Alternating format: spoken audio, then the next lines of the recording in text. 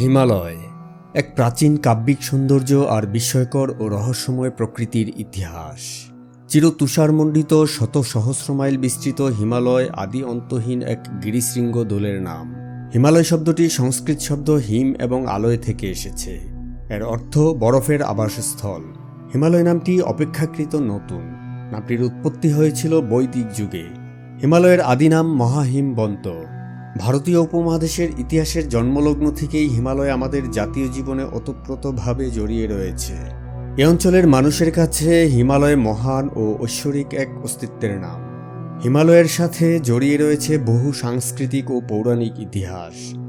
হিমালয় পর্বতমালা কেবলই একটি ভৌগোলিক কাঠামো নয়, বরং এ যেন এক জীবন্ত বাস্তুতন্ত্র, যা মিলিয়ন মানুষের জীবন, জীবিকা ও পরিবেশের উপর গভীর প্রভাব বিস্তার করে আছে। এ অঞ্চলের রাষ্ট্রনীতি, শিল্পকলা, সাহিত্য, পুরাণ ও ধর্মকে গভীরভাবে প্রভাবিত করেছে এই নাগাধিরাজ হিমালয়। সুদূর প্রাচীনকাল থেকে আমাদের জাতীয় জীবনে হিমালয়ের যে অবদান, তা পৃথিবীর অন্য কোথাও, অন্য কোনো পাহাড় পর্বত কিংবা গিরিশৃঙ্গের ক্ষেত্রে দেখা যায় না। এই হিমালয় কত সাম্রাজ্যের উত্থান পতন, কত সভ্যতার আবির্ভাব ও তিরোভাবের সাক্ষী হয়ে দাঁড়িয়ে আছে, তার হিসেব জানা নেই কারো। এই হিমালয়েরই সুউচ্চ পর্বতশৃঙ্গ কৈলাস শিবের বাসস্থান। হিমালয় বৌদ্ধ ধর্মেরও ধ্যান ও প্রজ্ঞার প্রতীক, কারণ এটি যে বুদ্ধেরও জন্মস্থান। হিমালয়কে কেন্দ্র করে রচিত হয়েছে হিন্দু ধর্মের বহু পৌরাণিক কাহিনী।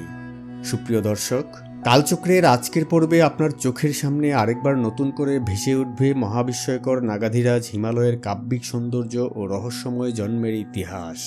তাই মহাবিস্ময়কর পর্বতশ্রেণী এই হিমালয় সম্পর্কে বিস্তারিত জানতে পুরো ভিডিও জুড়ে কালচক্রের সাথেই থাকুন।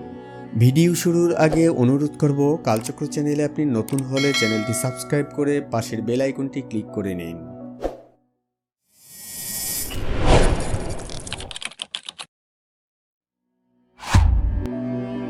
এশিয়া মহাদেশের উত্তরাংশে ভারতীয় উপমহাদেশ ও তিব্বত মালভূমির মধ্যবর্তী স্থানে অবস্থিত ভঙ্গিল পর্বতমালার নাম হিমালয়। ভৌগোলিকভাবে হিমালয় পর্বতমালা পাকিস্তানের গিলগিটে সিন্ধু নদী থেকে শুরু হয়েছে। এরপর ভারত, তিব্বত, নেপাল ও ভুটান হয়ে দক্ষিণ পূর্ব তিব্বতে ব্রহ্মপুত্র নদের দক্ষিণাঞ্চলীয় বাগ পর্যন্ত বিপুল স্থলভাগ জুড়ে ছড়িয়ে রয়েছে এই হিমালয় পর্বতমালা। বাংলাদেশ হিমালয়ের পাদদেশে অবস্থিত হওয়ায় পঞ্চগড় ও রংপুর জেলা থেকে পরিষ্কার শীতের সকালে হিমালয়ের কাঞ্চনজঙ্ঘার চূড়াগুলো দৃশ্যমান হয়ে ওঠে। হিমালয়ের দৈর্ঘ্য আসলে কতটুকু? হিমালয় বাংলাদেশের মাথার উপর থেকে কাশ্মীর, পাকিস্তান ও আফগানিস্তান পর্যন্ত বিস্তৃত। আর ঢাকা থেকে কাশ্মীরের দূরত্ব যদি 2500 কিলোমিটার হয়, তাহলে এবার অনুমান করুন হিমালয়ের দৈর্ঘ্য কত কিলোমিটার হতে পারে। হ্যাঁ, একেবারে ঠিক ধরেছেন। হিমালয়ের দৈর্ঘ্য প্রায় 2500 কিলোমিটার, অর্থাৎ হিমালয়ের প্রকৃত দৈর্ঘ্য 2400 কিলোমিটার। আর প্রস্থের দিক থেকে এর সকল অংশের প্রস্থ সমান নয়। অর্থাৎ হিমালয়ের পশ্চিম অংশের প্রস্থ 350 কিলোমিটার এবং পূর্বে এর প্রস্থ 150 কিলোমিটার।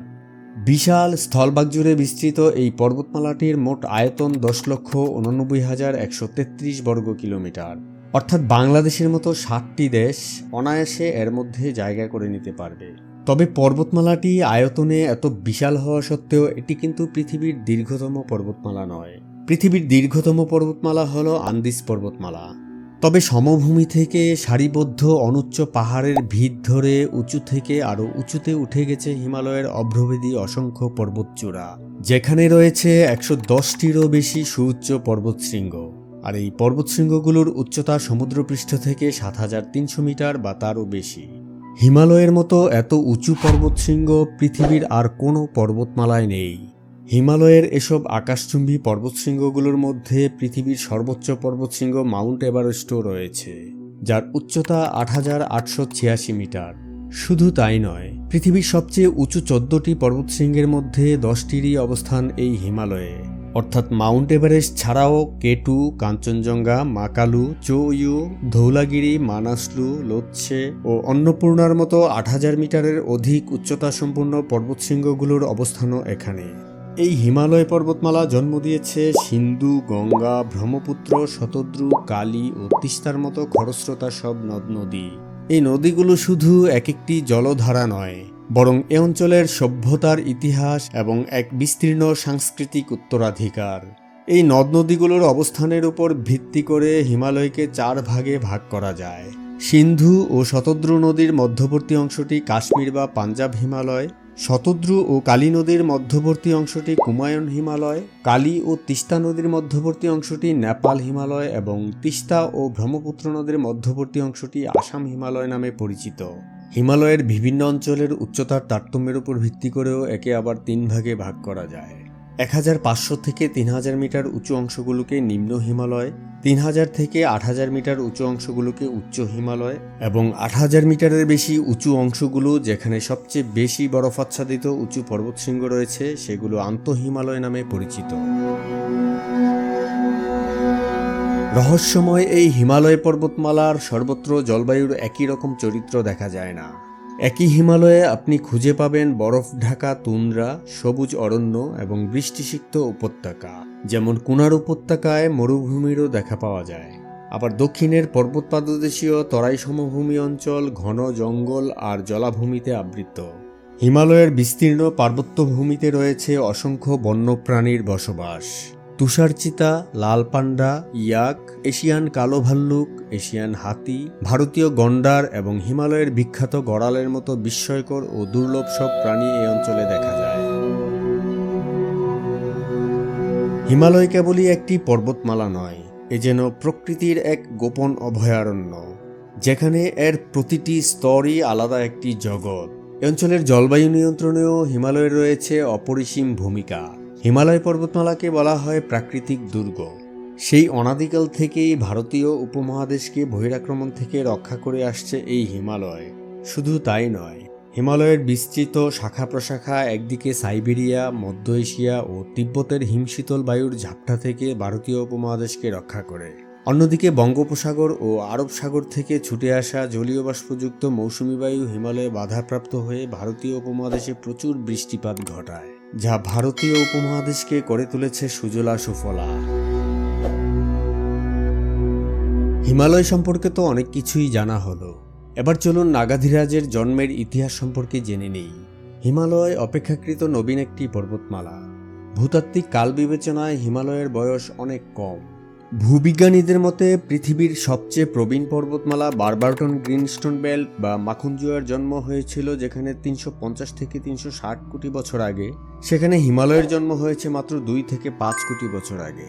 বিংশ শতাব্দীর সূচনা লগ্নে বিজ্ঞানীরা বুঝতে শুরু করেছিলেন যে পৃথিবীর উপরিভাগের স্তরটি আসলে ডিমের খোসার মতো মসৃণ নয়। উত্তপ্ত ম্যাগমা বা লাভা দ্বারা পরিপূর্ণ পৃথিবীর অন্তঃস্থলের উপরিভাগে ভূত্বকের যে স্তরটি আমরা দেখতে পাই তা আসলে কতগুলো টেকটনিক প্লেটে বিভক্ত এবং পৃথিবীর কেন্দ্রের ম্যাগমা বা লাভার উপর ভাসমান অবস্থায় রয়েছে। এরা প্রতিনিয়ত ধীরে ধীরে একে অপরের কাছ থেকে সরে যাচ্ছে। তারা কখনো একে অপরের কাছাকাছি আসছে, আবার প্রবল সংঘর্ষে দূরে সরে যাচ্ছে। পৃথিবীর 4.5 বিলিয়ন বছরের ইতিহাসে প্লেটগুলোর এই কাছে আসা এবং দূরে সরে যাওয়ার প্রক্রিয়াটি বারবার সংঘটিত হয়েছে। অর্থাৎ বর্তমানে আমরা পৃথিবীর যে 7টি মহাদেশ দেখছি তার কোনোটাই চিরকাল এ অবস্থায় ছিল না। জার্মান বিজ্ঞানী আলফ্রেড ওয়েগনার 1912 সালে সর্বপ্রথম আবিষ্কার করেন যে আজ থেকে 7 কোটি বছর আগে বর্তমান পৃথিবীর 7টি মহাদেশ একটি টেকটনিক প্লেটের উপর পরস্পরের সাথে যুক্ত ছিল, আর তিনি এর নাম দিয়েছিলেন প্যানজিয়া। এক পর্যায়ে এই প্যানজিয়া 2টি মহাদেশে ভাগ হয়ে যায়, যার উত্তরের অংশটিকে বলা হয় লরেশিয়া এবং দক্ষিণের অংশটিকে বলা হয় গন্ডোয়ানা ল্যান্ড। আর এই মহাদেশ দুটির মাঝখানে সৃষ্টি হয় টেথিস সাগর। গন্ডোয়ানা ল্যান্ড থেকে ভারতীয় প্লেটটি বিচ্ছিন্ন হয়ে উত্তর দিকে ইউরেশিয়ান প্লেটের দিকে প্রতি বছর 20 সেন্টিমিটার করে এগিয়ে যেতে থাকে। উত্তরে অগ্রসর হতে হতে ইউরেশিয়ান প্লেটের সাথে ভারতীয় প্লেটের প্রথম সংঘর্ষ ঘটা শুরু হয় সেনোজোয়িক যুগে, অর্থাৎ আজ থেকে প্রায় 2,30,30,000 বছর আগে। প্লেট দুটির সেই প্রচণ্ড শক্তিশালী সংঘর্ষে অপেক্ষাকৃত নরম ইউরেশিয়ান প্লেটটি ধুমড়ে মুচড়ে ভারতীয় প্লেটের উপরে উঠে যেতে শুরু করে, আর এভাবেই তৈরি হয় হিমালয় পর্বতমালা। এর প্রমাণ হলো হিমালয়ের উপরিভাগ সামুদ্রিক চুনাপাথর দিয়ে গঠিত। এছাড়াও হিমালয় পর্বতমালায় সামুদ্রিক প্রাণীর জীবাশ্মও পাওয়া গেছে। 2 প্লেটের এই অভিঘাতের ফলে নেপাল ও তিব্বতের পার্বত্য উপত্যকা, মিয়ানমারের আরাকান উচ্চভূমি, আন্দামান নিকোবর দ্বীপপুঞ্জ এবং বঙ্গোপসাগরের আদি রূপ তৈরি হয়। ভারতীয় প্লেট ও ইউরেশিয়ান প্লেটের সেই সংঘর্ষ এখনও চলমান রয়েছে। ভারতীয় প্লেট এখনও ইউরেশিয়ান প্লেটকে ভিতরের দিকে ধাক্কা দিয়ে চলেছে, যার ফলে হিমালয়ের উচ্চতা আজও প্রতি বছর 1 সেন্টিমিটার করে বাড়ছে এবং প্রতি মিলিয়ন বছরে 1 কিলোমিটার হারে বাড়ছে। হিমালয়ের জন্ম রহস্য তো জানা হলো, কিন্তু বিস্ময়কর এই পর্বতমালার আরও কিছু বিশেষত্ব রয়েছে। অধিক উচ্চতা ও জলবায়ুর ধরনের কারণে হিমালয়ে প্রচুর পরিমাণে বরফ জমে। পৃথিবীর দুই মেরু অঞ্চল অ্যান্টার্কটিকা ও আর্কটিক ছাড়া পৃথিবীর আর কোথাও এত বরফ নেই। তাই হিমালয়কে পৃথিবীর তৃতীয় মেরু বলা হয়। ভারতীয় উপমহাদেশের তুষার হিমবাহগুলোর একমাত্র উৎসস্থল হল এই হিমালয়, যার আকাশচুম্বী পর্বতচূড়াগুলো বরফের আস্তরণে স্থায়ীভাবে ঢাকা থাকে সারা বছর। আর সেখান থেকে নেমে আসা অসংখ্য ছোট বড় বরফের চলমান স্তূপ বা নদীগুলোকেই বলা হয় হিমবাহ। হিমালয় পর্বতমালায় অত্যধিক শীতল আবহাওয়া ও অক্সিজেনের স্বল্পতা সত্ত্বেও এ অঞ্চলে সুদূর প্রাচীনকাল থেকেই মানুষের বসতি গড়ে উঠেছে। নির্মিত হয়েছে অসংখ্য শহর ও নগর, বিকশিত হয়েছে বিভিন্ন সভ্যতা ও সংস্কৃতি। এই হিমালয়ে উৎপন্ন নদ নদীগুলোর অববাহিকায় 53 মিলিয়ন মানুষের বসবাস রয়েছে। হিমালয় এক অপার রহস্য ও দুর্নিবার আকর্ষণের নাম। এর রহস্যজাল ভেদ করার প্রয়াস আর অদৃশ্য আকর্ষণের কারণেই পর্যটকরা বারবার ছুটে যান হিমালয়ের কোলে। হিমালয়ের চোখ ধাঁধানো সৌন্দর্য দেখতেই যে কেবল পর্যটকরা ছুটে আসেন তা নয়, বরং হিমালয়ের আকাশ ছোঁয়া উচ্চতাকে ছুঁয়ে দেখার প্রয়াস নিয়েও প্রতিবছর আসেন অসংখ্য পর্বতারোহী। 1953 সালে সর্বপ্রথম স্যার এডমন্ড হিলারি এবং তেনজিং নোরগে হিমালয়ের সর্বোচ্চ শৃঙ্গ মাউন্ট এভারেস্ট জয় করেন। তারপর থেকে এখন পর্যন্ত প্রায় 7,000-এর বেশি পর্বতারোহী প্রায় 13,000 বার এভারেস্টের চূড়ায় পা রেখেছেন। গর্বের এই তালিকায় 6 জন বাংলাদেশির নামও রয়েছে। 2010 সালের 23 মে প্রথম বাংলাদেশি হিসাবে মাউন্ট এভারেস্ট জয় করেন মুসা ইব্রাহিম। হিমালয়ের পর্বতারোহণ মোটেও সহজ কোনো ব্যাপার নয়। এসব পর্বতারোহণ করতে অত্যন্ত দুর্গম পরিবেশের মধ্য দিয়ে যেতে হয়। তবে অপেক্ষাকৃত কিছুটা সহজ ও সুবিধাজনক হওয়ায় সবচেয়ে উঁচু পর্বত হলেও পর্বতারোহীরা এভারেস্টকেই বেছে নেন। তবুও রেকর্ড বলছে এই পর্বতারোহণ করতে গিয়ে প্রতি 10 জনে একজন পর্বতারোহীর মৃত্যু হয়। পৃথিবীর সর্বোচ্চ এই পর্বতশৃঙ্গ আরোহণ করতে গিয়ে 1922 সাল থেকে এখন পর্যন্ত মৃত্যুবরণ করেছেন 350 জন পর্বতারোহী। হিমালয় পর্বতমালার হিমশীতল আবহাওয়া ও অক্সিজেনের স্বল্পতা সত্ত্বেও এখানকার নদীগুলোর অববাহিকায় গড়ে উঠেছে বিভিন্ন সভ্যতা ও সংস্কৃতি। বৌদ্ধ ধর্মের উপর ভিত্তি করে বিকশিত হওয়া এক সংস্কৃতির দেশ তিব্বত, যা পৃথিবীতে নিষিদ্ধ দেশ হিসেবে পরিচিত। রহস্যময় এই দেশ তিব্বতকে কেন নিষিদ্ধ দেশ বলা হয় জানতে আমাদের এই ভিডিওটি দেখুন। এ ধরনের ভিডিও নিয়মিত দেখতে চাইলে কালচক্র চ্যানেলটি সাবস্ক্রাইব করুন। কালচক্রে নতুন ভিডিও আপলোড হওয়ার সাথে সাথে নোটিফিকেশন পেতে পাশের বেল আইকনটি ক্লিক করে রাখুন। কালচক্র চ্যানেলে আপনি কি ধরনের ভিডিও দেখতে চান তা কমেন্টে লিখে জানান। দেখা হচ্ছে আপনার পছন্দের নতুন কোনো ভিডিওতে। ততক্ষণ পর্যন্ত ভালো থাকুন, সুস্থ থাকুন। আল্লাহ হাফেজ।